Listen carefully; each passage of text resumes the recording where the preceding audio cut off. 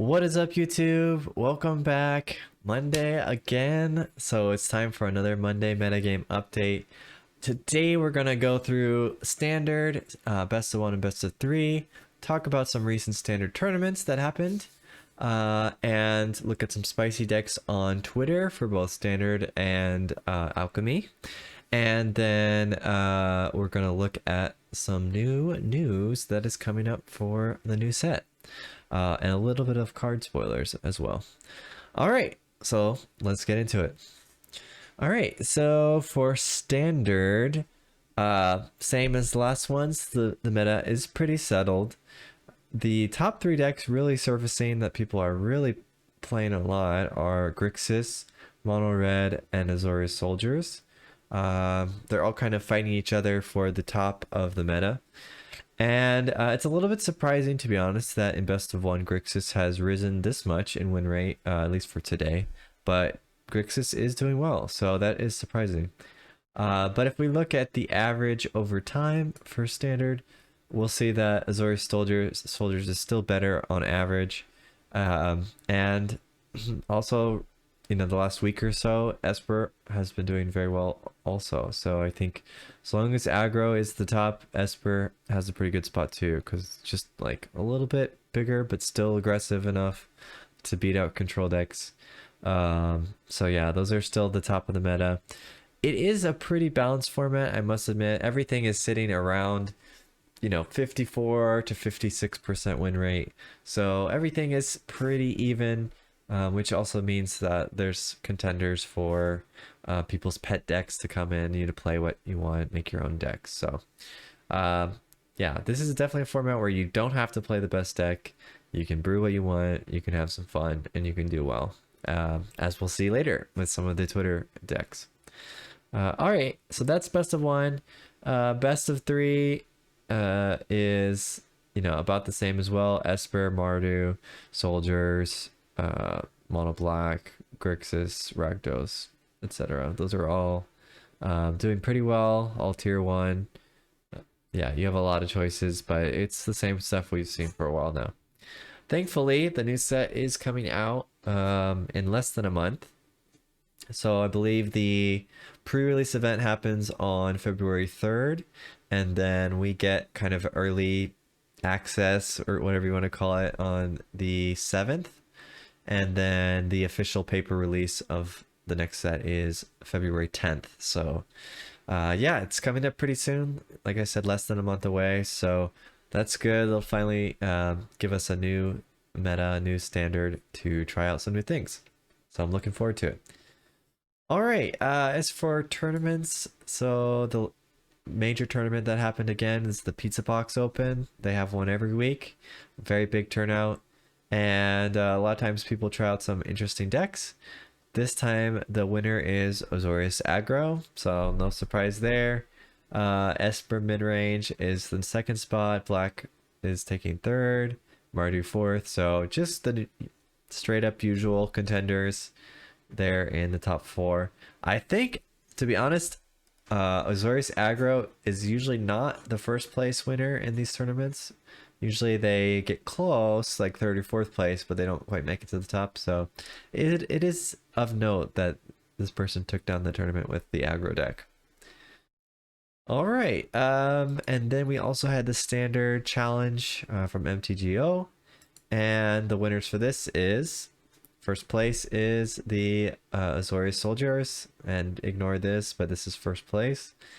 Second place is the big white deck. The you play the value cards to get up to your big angel creatures, and then you win the game with your big angels.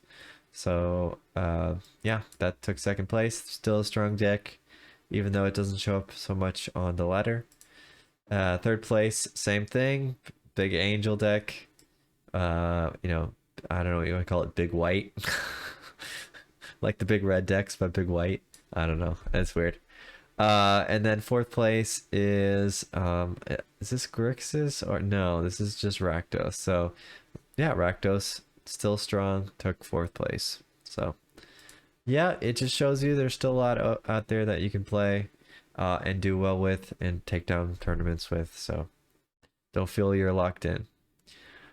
And then I wanted to show this. I thought this was kind of interesting. This is the breakdown of the standard format with the MTG Arena Zone data.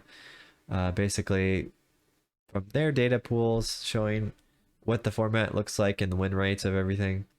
And it shows a pretty interesting picture. I mean, you can see that a lot of the decks are pretty balanced. Like Grixis overall has a 54% win rate. Mono white 50, almost 57. Mono red is actually about 50. Mono black aggro 57. Jund 54, 55. Mardu 55. Azorius about 55. And then Rakdos down there at 52, but that's Rakdos sack, so it's not even the right Rakdos deck. So it's not all the decks that are in the format, but it's a decent number. And yeah, it's just interesting to see some of the decks people are doing well with. You know, overall with this MTGA data zone, MTGA zone data is not as good, but some of the main ones are still there. Grixis, Mono White, Mono Black, Mardu Angels, and Azorius Soldiers all have very respectable win rates. And even Jund, which is not played that often, I don't feel like, but has a good win rate. So maybe something people are sleeping on. And a little surprising to see like Esper overall not doing well. Rakdos mid-range not doing well. The Is It Artifacts, the new one that a lot of people are playing, it's not doing that well. Though I wonder if it beats all of the aggro decks, and that's why it's so popular. It looks like it does pretty well against the aggro, but not so well against some of the other ones. So maybe that's it. It looks like low data on that one. That's probably also part of the reason, but interesting, very interesting to see that data, see that it is relatively balanced. There's a few outliers with the 57% mono white, mono black, but still pretty cool. All right. And then this was someone from Twitter had a success, doing well in standard challenge. And this was their Is It Artifacts, Is It Ramp, Is It Control, whatever you want to call it, deck. So I know it's hard to see this deck list style, but if you're interested in this archetype, this is apparently a list that did very well. And another deck list that did very well in the Mythic ladder was this mono red deck, which is using Jaya. So that's kind of a new tech for the mono red deck, which it seems to be helping. And then this deck I just think is so cool, and this person reached Mythic with it. Pretty respectable win rate, 67% I believe win rate with the deck, which is, you know, more than enough to get you to Mythic. And this is that green red artifacts deck. I shared a little bit of this before in a previous video, but I just think it's so cool that it's like a new invention that hasn't really seen play, and you know, they took it to Mythic, showing that it has the potential. It's just been overlooked, slept on in this format. So very cool, very cool. And yeah, if you're sick of everything so far in the meta, maybe try this one out. I might even try this one out, to be honest. It looks pretty cool. So yeah, maybe we'll play that for the next video. Anyway, pretty sweet deck. Yeah, in the stale format, so people are still trying things out. Nice. All right, and then just real quick, I wanted to showcase some of these Alchemy decks that did well in the recent tournament, a really big tournament, the Arena Championship qualifier. And so it seems like Grixis in Alchemy is also very strong. Johnny Gutman qualified with this deck, and it's pretty similar to the standard one, but you've got a few additional cards from Alchemy that make it just even stronger. This creature here makes treasure tokens whenever you discard a card, so you can ramp quicker to your big stuff. So that's cool, if you like Alchemy. And very similar, this one A similar idea, but also has galvanic iteration in it. Um, so ramping to your invoke despair. So kind of similar to standard. Maybe kind of boring then for a lot of people, but yeah, if you're playing alchemy, these are strong decks, it seems like. All right, and then the last thing, so the Forexia all will be ones. Spoilers are starting, so if you don't want to see the new cards that got previewed, you could stop the video here now. But we're gonna look at a couple of them. I don't know how I feel personally about the story. On the one hand, Phyrexian stuff is kind of cool.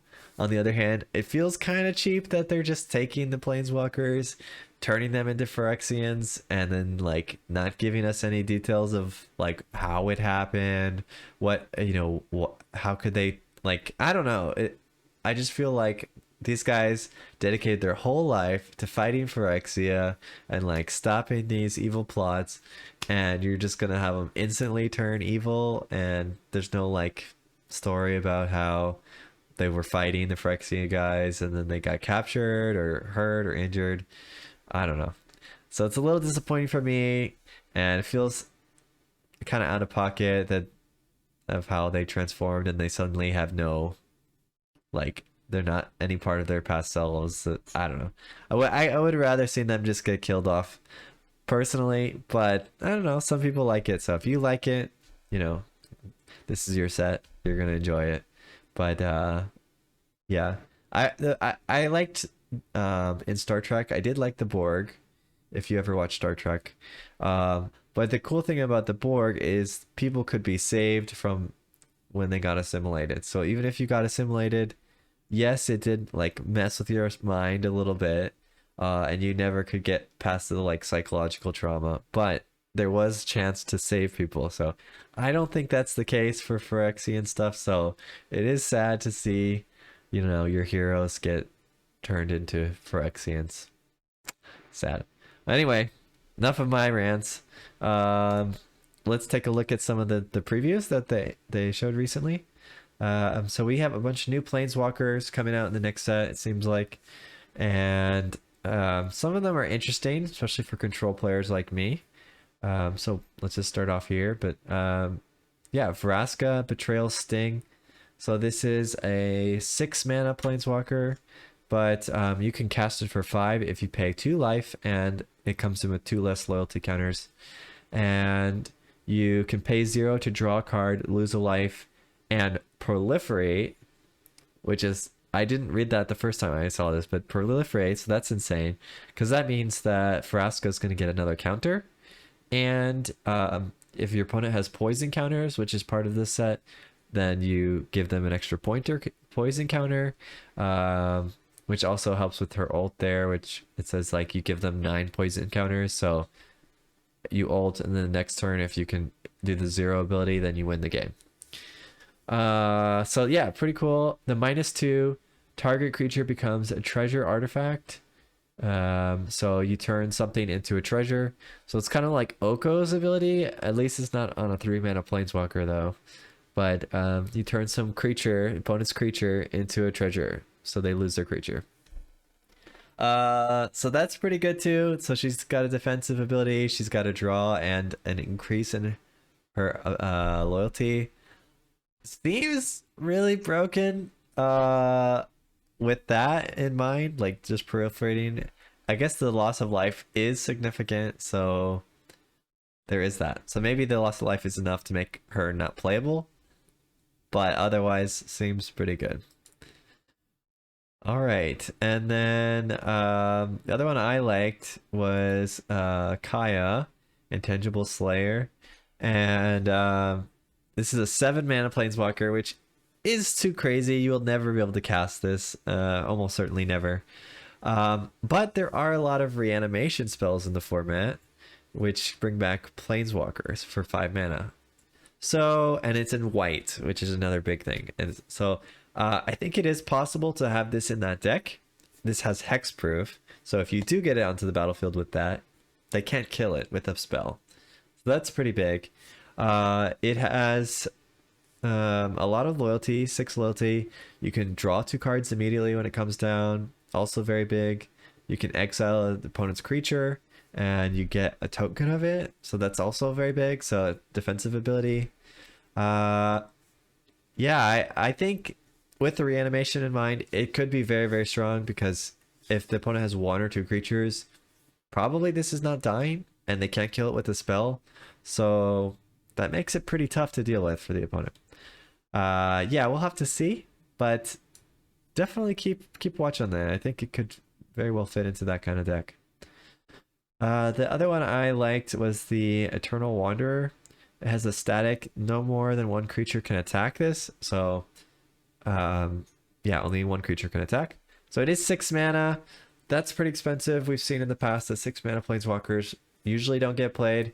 So that might be enough to kill it, make it not viable. But its abilities are pretty decent.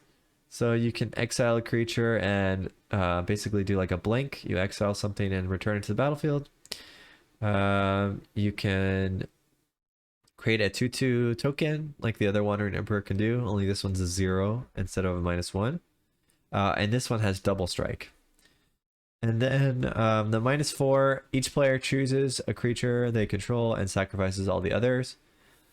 So this is not a board wipe. There was like Soren's Conquest or something. There was some sweeper with Soren in the name that lets you pick a creature and the opponent picks a creature and you destroy everything else. It didn't really see play because turns out like letting your opponent keep a creature is usually not that good. However, with the fact that this can only be attacked by 1 creature, could be some play in that where it ends up being worth it because like you get to keep your creature and your planeswalker and they lose their whole board basically except for 1 creature. Maybe, I don't know. It's tough to say. 6 mana maybe makes it not good enough, but there could be a shell where it's decent with the blink ability and the fact that it has like pseudo protection because only 1 creature can attack it at a time. It's not likely to get killed on the first swing at least anyway, so something to look out for. Not sure about that, but I am very interested in the other 2 planeswalker that I mentioned. The last thing, yeah, they released Nahiri and Luca. Both of these have like creature synergies and seem somewhat interesting. I think Luca might be the stronger of the 2 from what I've seen. There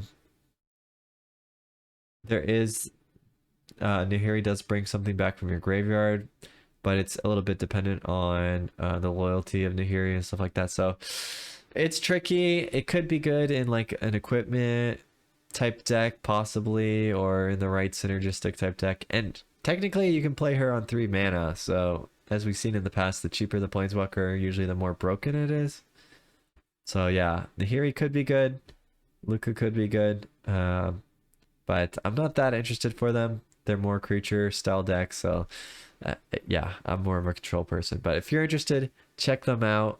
Yeah, the spoilers are starting this week, and we're going to have a lot more coming just later today, I guess, and later this week. And I think most of the spoilers will be done by, it was like really soon. I want to say like next week.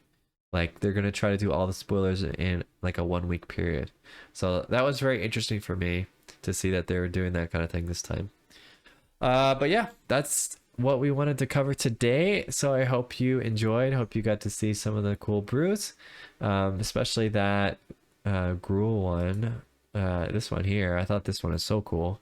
So go out there. It's the last month of Standard. You know, get your Mythic, play some fun decks. Just have a little bit of fun before the end of the season. And yeah, hope you enjoy it. So until next time, see ya.